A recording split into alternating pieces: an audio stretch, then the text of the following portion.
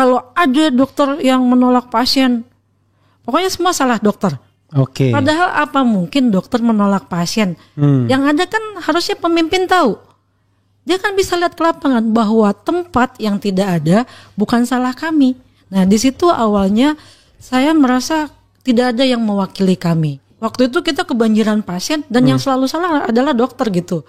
Harusnya pemimpin itu mengakui bahwa mereka tidak siap dengan sistem dan itu berlangsung sampai saat ini. Apapun gagalnya program pasti kami yang disalahkan karena mereka tahu dokter ini nggak banyak yang mau ngomong, nggak banyak yang mau bercerita gitu.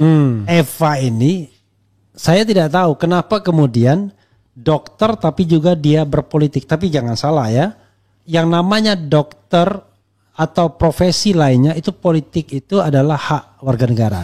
Cuma memang apakah itu akan berpengaruh dengan profesi dokternya atau tidak? Karena bagaimanapun kan dia harus melayani siapapun, whoever ya. Kan kalau orang mau apapun kan nggak ditanya kamu milih siapa kan enggak kan. Tapi alasan dokter yang saya tahu dok ya, dokter itu demo Ahok kayaknya pernah gitu ya. Kemudian saya tidak tahu, kayaknya bagian tim sukses Anies Baswedan juga kayaknya. Ya, yang saya lihat begitu. Coba dokter jelaskan afiliasi politik yang menurut saya itu hak warga negara dan dokter bukan ASN. Silakan dok, sebelumnya dok. Ceritakan pengalaman berpolitik dan berdemonstrasi walaupun, atau jangan-jangan masuk partai politik juga dokter Eva? Tidak. Enggak, oke silakan. Jadi saya sendiri tidak ada kepentingan politik di sini. Oke. Jadi Bang, saya awalnya turun ke jalan adalah karena awalnya profesi saya itu selalu jadi kambing hitam dari setiap kebijakan yang dibuat oleh pemerintah. Jadi saya merasa organisasi profesi saya tidak mewakili kami. Jadi ketika setiap dulu awal sekali kami turun ke jalan itu adalah masalahnya waktu itu adalah KJS salah satunya. Dimana waktu itu KJS itu program Jakarta Sehat yang dimana Pak Jokowi dan Pak Ahok jadi gubernur, dibuka keran seluas-luasnya bagi masyarakat untuk berobat ke rumah sakit gratis. Oke. Tapi fasilitas kami tidak ditambah. Terus setiap kesalahan disalahkan ke kami. Coba abang bayangkan, pasien datang semua euforia, pengen berobat ke rumah sakit. Karena gratis. Karena gratis. Itu zaman Ahok ya? Ya zaman Pak Jokowi, Pak Ahok. Jadi semua bebas berobat ke rumah sakit gratis. Tapi fasilitas kami belum diganti nih. Rumah sakit belum diluasin, obat tidak dilengkapi dengan cukup. Otomatis akan banyak terjadi penumpukan pasien. Ini kan harusnya jangan kami yang disalahkan. Kami itu apalah gitu kan. Kami hanya ibaratnya buruh di lapangan yang bekerja. Kami tidak punya kompetensi untuk menambah rumah sakit, menambah ruangan gitu. Tapi judulnya apa dulu? Disebutkan kalau ada dokter yang menolak pasien, pokoknya semua salah dokter. Oke. Padahal apa mungkin dokter menolak pasien? Yang ada kan harusnya pemimpin tahu. Dia kan bisa lihat ke lapangan bahwa tempat yang tidak ada bukan salah kami. Nah di situ awalnya saya merasa tidak ada yang mewakili kami. Oh, oke. Tapi kan dokter swasta. Saya di negeri. Oh, rumah sakitnya negeri tapi bukan ASN. Bukan ASN. Oke. Jadi waktu itu kita kebanjiran pasien dan yang selalu salah adalah dokter gitu. Harusnya pemimpin itu mengakui bahwa mereka tidak siap dengan sistem dan itu berlangsung sampai saat ini. Apapun gagalnya program pasti kami yang disalahkan karena mereka tahu dokter ini nggak banyak yang mau ngomong, nggak banyak yang mau bercerita gitu. Dan di saat BPJS yang memang dari awal itu sistemnya tidak sempurna, banyak serba kekurangan karena itu kan merujuk dari sistem KJS tadi, ya kan, kartu Jakarta Sehat. Itu dengan segala kekurangannya yang disalahkan selalu kita gitu loh. Coba abang bayangkan, yang tadi saya bilang rumah sakit dibuat bertingkat-tingkat dan pasien harus lewat vaskes pertama.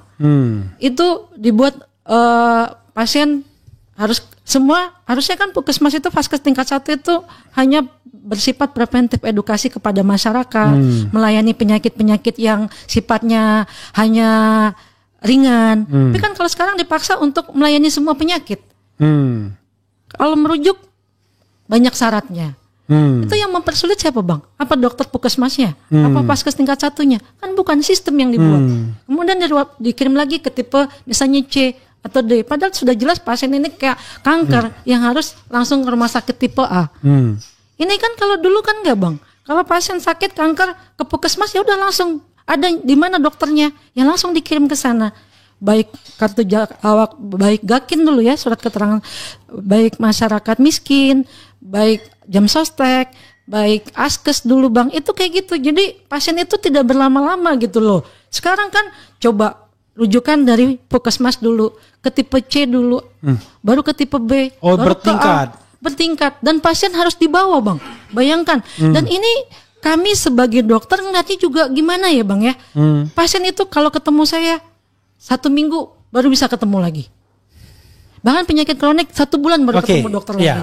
Itu kan salah siapa, itu kan gitu problemnya ya, banyak problem. Lalu kemudian tiba-tiba demo Ahok tuh gimana? Dulu kita tuh geruduk. Karena waktu zaman Pak Ahok itu kita nggak dibayar bang.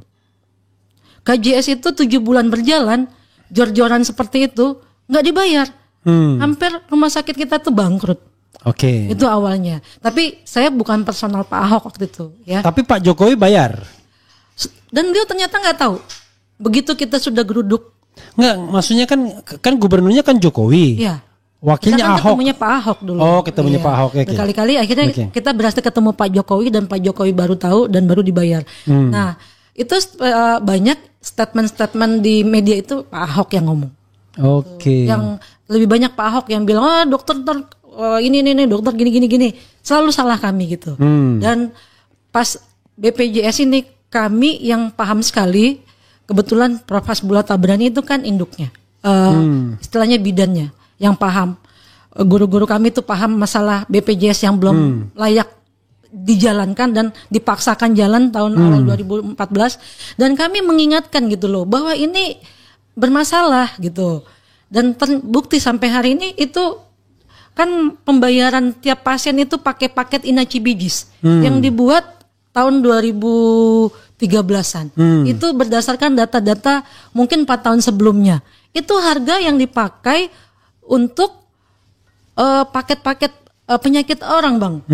Dan harga itu berapa kali naik sih sampai sekarang? Ini udah berapa tahun gitu loh. Dan coba bang bayangin dengan harga yang mungkin tahun 2010-an, di harga apa nggak di bawah gitu loh. Bagaimana kita bisa bermutu kalau biayanya dikendalikan seminimal mungkin? Akhirnya bisa di bawah itu kan. Pelayanan jadinya tidak maksimal.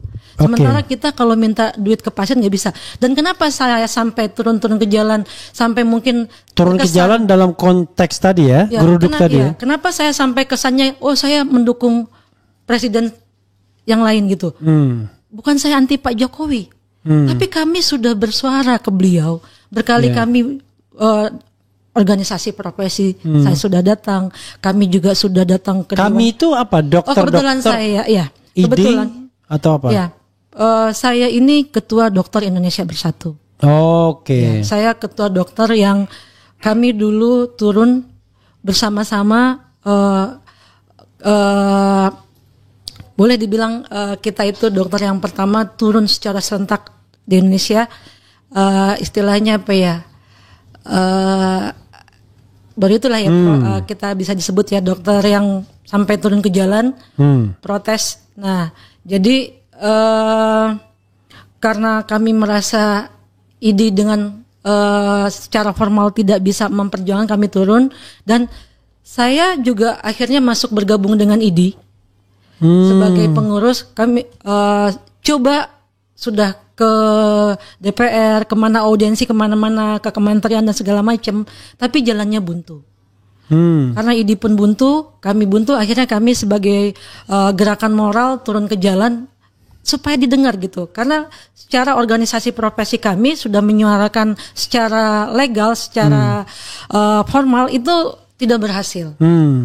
Nah, setelah kami mengalami kebuntuan mencoba mengetuk hati Pak Jokowi sebagai presiden. Tapi berulang kali kami mencoba bersuara, tidak ada yang berubah. Dan makin hari sistem kesehatan dengan carut marutnya itu semakin memberatkan kami dokter dan juga merugikan masyarakat gitu loh. Coba dengan rujukan berjenjang ini, saya kalau mau ngerujuk pasien, kalau belum bisa diterima di rumah sakit tersebut, sementara saya tidak punya fasilitas, itu saya nggak bisa merujuk ke rumah sakit tipe yang lebih tinggi. Makanya mungkin abang pernah dengar pasien meninggal di jalan karena katanya ditolak di rumah sakit tipe yang lebih rendah. Padahal bukan itu kejadiannya. Jadi kita kalau merujuk susah, akhirnya yang kejadiannya gimana? Supaya pasien ini bisa diterima di rumah sakit yang lebih tinggi, pasien memilih untuk pulang, datangi rumah sakit tipe yang lebih tinggi. Itu adalah cara-cara supaya pasien bisa mendapat pelayanan di rumah sakit tipe yang lebih tinggi. Akibatnya apa? Kalau pasiennya masih bisa kuat di jalan, kalau nggak kuat, jaraknya jauh, terjadi meninggal. Itu jadi banyak kasus-kasus yang dulu dibilang kita menolak pasien atau pasien dipulangkan meninggal. Itu kejadian seperti itu karena kita rujuk-merujuk itu tuh susah gitu kalau sekarang. Sementara rumah sakit yang kita rujuk itu penuh gitu. Jadi kita coba bersuara, banyak nih masalah-masalah di lapangan dan kita coba sampaikan secara baik, secara formal tidak mendapat jalan. Akhirnya kita mencoba mencari perhatian kepada pemerintah, tidak juga. Akhirnya tentu kami harus ganti gitu loh. Ini kayaknya kita nggak bisa berharap ke beliau terus. Itulah kenapa kesannya saya dan kawan-kawan itu terlihat berpihak ke calon yang lain. Sebenarnya kami tidak peduli siapapun presiden, kami tidak ada kepentingan. Cuma ini karena kepentingan masyarakat, rakyat yang semakin hari yang kami rasakan sistem kesehatan semakin tidak pro rakyat. Oke, jadi sebenarnya concernnya tetap pada kesehatan. Kesehatan. Ya? Oke, itu Dokter Bersatu itu masih ada organisasinya sampai sekarang? Masih. Sekarang ketika yang saya pahami Dokter Bersatu mendukung Anies waktu itu? Tidak. Jadi tapi Dokter Indonesia Bersatu tidak pernah berpihak tidak pernah turut politik praktis. Ketika saya bicara politik itu atas nama diri saya pribadi sebagai aktivis kesehatan. Oke, lalu mendukung Anies itu personal? Ya, karena siapapun presiden. Iya. Karena menurut saya ini saya tidak bisa berharap lagi kepada Pak Jokowi, saya akan memilih yang lain. Oke. Ibaratnya kota kosong, saya pilih kota kosong. Asal jangan yang bawa-bawa Jokowi gitu ya? Asal, karena saya berharap perubahan. Karena saya sudah tidak bisa berharap lagi. Karena menurut saya ini tertutup sekali gitu jalan kita. Sementara rakyat udah di bawah tuh udah ancur-ancuran gitu loh. Coba bayangkan ini kerusakan yang terjadi di sistem kesehatan kalau tidak segera diperbaiki, mungkin nggak satu generasi kita masih bisa memperbaiki, mungkin butuh beberapa generasi. Dan dengan kita sebagai dokter diacak-acak, diadu domba seperti ini juga merusak marwah profesi kami gitu. Jadi apa yang begini kan, pemerintahan ini kan baru ya. Apa yang dokter harapkan dari pemerintahan yang baru ini? Kami berharap, kami dulu. Tapi sebelumnya gini dok, saya sih sebenarnya gini, saya kan antara percaya dan tidak percaya ketika misalnya dokter Eva, dokter Tifa, dokter Siti Fadila Supari gitu ya. Kadang-kadang tambah Dharma Pongrekun gitu ya. Bicara tentang kesehatan yang ganasnya minta ampun. Kalau dengan Dharma itu jauh lebih ganas lagi gitu. Sama padahal dia bukan dokter kan. Apa memang segawat itu ya? Dunia ini, dunia kesehatan kalau pakai kata-kata Dharma itu total kontrol katanya. Gitu. Untuk bahkan kalau saya dengar dari Siti Fadila, orang tuh bisa dimatiin tuh kalau cuma sekedar mau matiin orang dengan penguasaan dia terhadap apa yang namanya yang itu DNA misalnya.